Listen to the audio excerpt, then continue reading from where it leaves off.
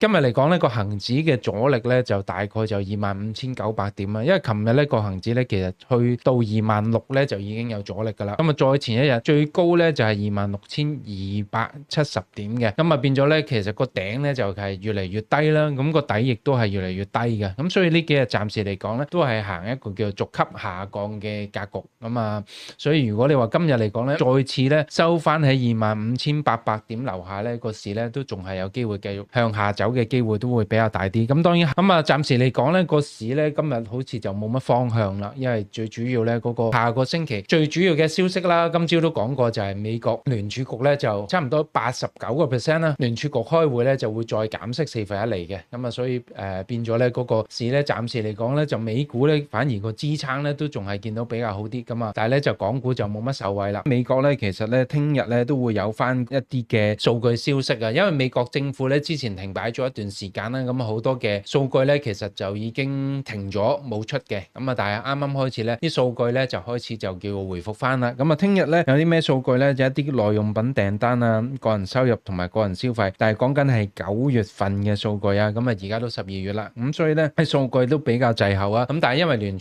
局咧嗰個息口咧其實一般咧佢哋都會根據翻嗰個經濟啊同埋嗰個通脹同埋呢個嘅叫就業情況咧佢決定嘅。咁所以如果你話通脹持續惡化，咁佢哋就會唔減息啦。咁如果當然你話嗰個就業情況轉差，咁佢哋又會傾向減息喎。咁所以呢啲數據咧，我哋都要值得留意嘅。但係當然啦，就係聽晚嘅事啊。咁所以聽晚先出數據咧，咁啊聽日港股呢個情況咧，尤其是星期五咧，咁啊最好咧就係叫做持盈保泰啦。咁如果你話今個禮拜咧有啲有賺嘅貨咧，咁啊最好就唔好過禮拜6日啦。咁啊好似我咁講，寧願睇去星期1、2啦，有冇機會再俾翻個低位，我哋先至去再買入做一啲短線嘅策略啦。